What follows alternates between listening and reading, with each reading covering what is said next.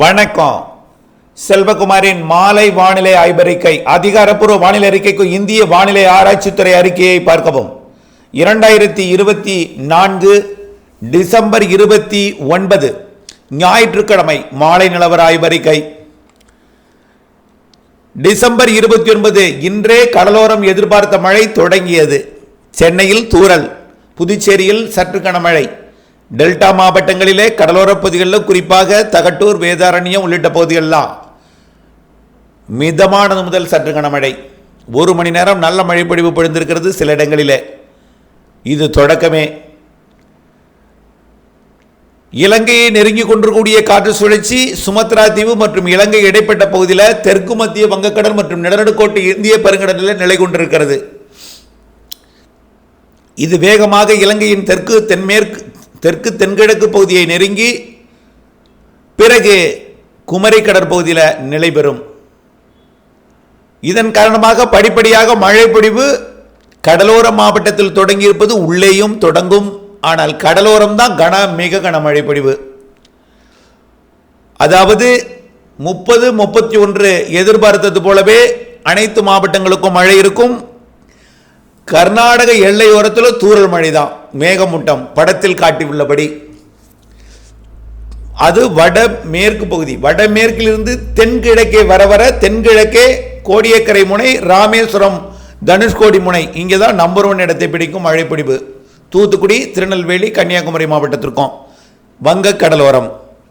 அதாவது நாகப்பட்டினம், திருவாரூர், தஞ்சாவூர், புதுக்கோட்டை, ராமநாதபுரம், தூத்துக்குடி, திருநெல்வேலி, கன்னியாகுமரி இந்த மாவட்டங்கள் மற்றும் மயிலாடுதுறை, காரைக்காலுக்கும். மயிலாடுதுறை, காரைக்காலை விட நாகப்பட்டினம் மாவட்டம், அதுலேயும் கோடியக்கரை முனை நம்பர் 1 இடத்தை பிடிக்கும் மழை பொழிவு. நாளை அதிகாலை ஒட்டுமொத்த கடலோர மாவட்டங்களுக்கும் தொடங்கும். அதாவது திருவள்ளூர், சென்னை, செங்கல்பட்டு, விழுப்புரம், புதுச்சேரி. குறிப்பாக புதுச்சேரிக்கும் கன்னியாகுமரிக்கும் இடையில தான் மழை பொழிவே நன்றாக இருக்கும். 2 நாளைக்கு 30-31. சென்னைக்கு அவ்வப்பொழுது கிடைக்கும். தவிர தொடர் மழைப்பொழிவு, பெரிய மழைப்பொழிவு இல்லை. புதுச்சேரிக்கு தெற்கே தான், விழுப்புரத்திற்கு தெற்கே தான். இன்றைக்கு இரவும் மழை இருக்கு. விழுப்புரத்திற்கும் டெல்டா மாவட்டங்களுக்கெல்லாம் இன்றைக்கு இரவு நல்ல மழை இருக்கு. புதுச்சேரி, விழுப்புரத்திற்கு தெற்கே, புதுச்சேரி, கடலூர், விழுப்புரத்துக்கு வடக்கே உண்டு. ஆனால் அடிக்கடி நல்ல மழைப்பொழிவு கொடுக்கக்கூடிய இடம் பார்த்தீங்கன்னா புதுச்சேரிக்கும் கன்னியாகுமரிக்கும் இடையில. இதில் 1ஆம் தேதியும் மழை பொழிவு தொடரக்கூடிய இடம் டெல்டா மாவட்டங்களுக்கும் தென் மாவட்டங்களுக்கும். 2ஆம் தேதியும் தொடரக்கூடியது தென்கோடி மாவட்டங்கள்.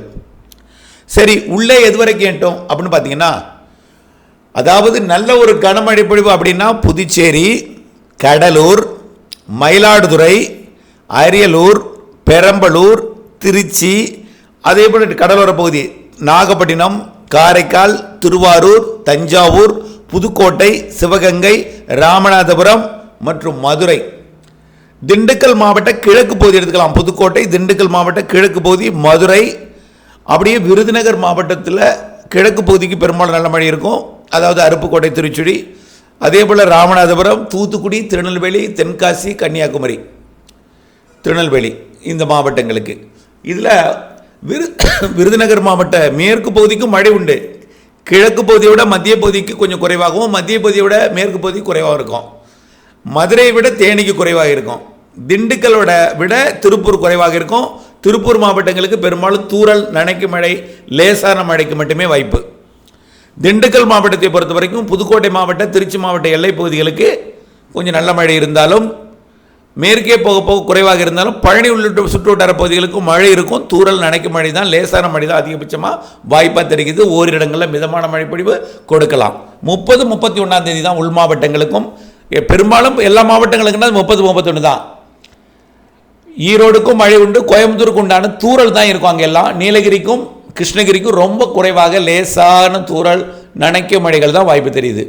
ஆனால் ஆங்காங்கே இருக்கும். திருப்பத்தூர் மற்றும் வேலூருக்கும் உண்டு. ஆனால் தூறல், லேசான மழை தான் தெரியுது. அதாவது கர்நாடக, ஆந்திர எல்லையோரத்தை விட உள் மாவட்டங்களுக்கு கொஞ்சம் கூடுதலாக இருக்கும், மிதமான மழையாக இருக்கும். கேரள எல்லையோரத்தில் வடக்கு, அதாவது நீலகிரியை விட கோயம்புத்தூருக்கு கொஞ்சம் லேசான மழையாக இருக்கும். திருப்பூர் மாவட்டத்திற்கு மிதமான அல்லது லேசான மழையாக இருக்கும். திண்டுக்கல் மாவட்ட கிழக்கு பகுதிக்கு கொஞ்சம் சற்று கனமழையாக இருக்கலாம். ஆனால் மேற்கு பகுதிக்கு மிதமான அல்லது லேசான மழை தான் இருக்கும்.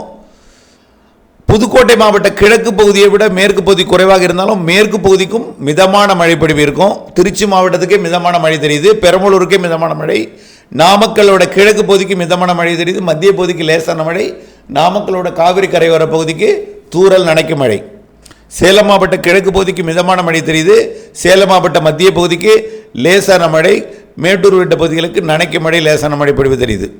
தருமபுரிக்கும் நனைக்கும் மழை லேசான மழை தான், கிருஷ்ணகிரிக்கு தூறல் மழை லேசான மழை, அவ்வளோதான் தெரியுது. அதுவும் 30-31 மட்டும்தான். 1ஆம் தேதி டெல்டா மாவட்டங்களுக்கு தொடரும், 2ஆம் தேதி தென்கோடியும் தொடரும்.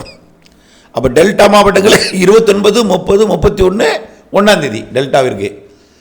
ஏற்கனவே 29ஆம் தேதி கடலோரம் பெய்து விட்டது. நம்ம கடலோரம் தான் இன்றைக்கி எதிர்பார்த்தோம்.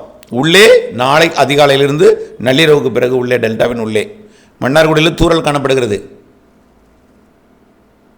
அதே போல் கூத்தாநல்லூர் உள்ளிட்ட பகுதிகளுக்கும் லேசான மழைப்பொழிவு கொடுக்க தொடங்கி இருக்கிறது இந்த மாலையில். இந்த மழை நள்ளிரவுக்கு பிறகு நாளை அதிகாலை கொஞ்சம் டெல்டாவில் நல்ல மழைப்பொழிவு கொடுக்கும். படிப்படியாக அனைத்து கடலோர மாவட்டங்களுக்கும் தென் மாவட்டங்களுக்கும் நாளை மறுநாள் மழைப்பொழிவை கொடுக்கும். 1ஆம் தேதி புத்தாண்டு தொடக்கம் பொழுது விடியும் பொழுது டெல்டா மாவட்டங்களுக்கும் தென் மாவட்டங்களுக்கும் மழை இருக்கும். 2ஆம் தேதி தென்கோடி மாவட்டத்துக்கு இருக்கும். டெல்டா மாவட்டங்களுக்கும் 1ஆம் தேதி மதியம் வரைக்கும் தான். 1ஆம் தேதி மாலையிலிருந்து டெல்டா மழை விடைபெறும். 2ஆம் தேதி வரை தென்கோடி மாவட்டங்களில் தூத்துக்குடி, திருநெல்வேலி, கன்னியாகுமரி, தென்காசி மாவட்டத்தில் இருக்கும். ராமநாதபுரத்துக்கு தெற்கே மழை இருக்கும் 2ஆம் தேதியும். புரிந்திருக்கும்னு நினைக்கிறேன். சென்னையை பொறுத்த வரைக்கும் அவ்வப்பொழுது லேசான மிதமான மழை இருக்கும், அவ்வளவுதான். புதுச்சேரிக்கு தெற்கே தான் நல்ல மழை இருக்கும். விழுப்புரத்துக்கு தெற்கே எடுத்துக்கலாம். செங்கல்பட்டு, திருவள்ளூர், சென்னைக்கு லேசான மழை அவ்வப்பொழுது இருக்கும். மிதமான மழை பெய்யலாம், ஆனால் பெருமழை வாய்ப்பில்லை, பாதிக்கும் மழையெல்லாம் இல்லை.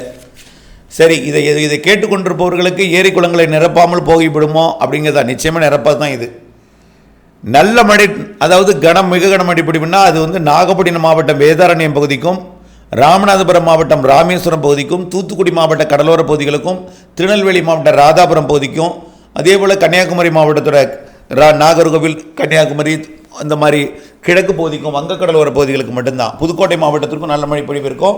கடலோர பகுதிகளுக்கு, டெல்டா மாவட்டங்களுக்கு பெரும்பாலும் முத்துப்பேட்டை, திருத்துறைப்பூண்டி, திருவாரூர் மாவட்ட பகுதிகள் மற்றும் தஞ்சாவூர் மாவட்ட பேராவூரணி மற்றும் அதிராமப்பட்டினம், தம்பிக்கோட்டை, பட்டுக்கோட்டை பகுதிகளுக்கும் ஒரத்தநாட்டுக்கு தெற்கு நல்ல மழை இருக்கும்.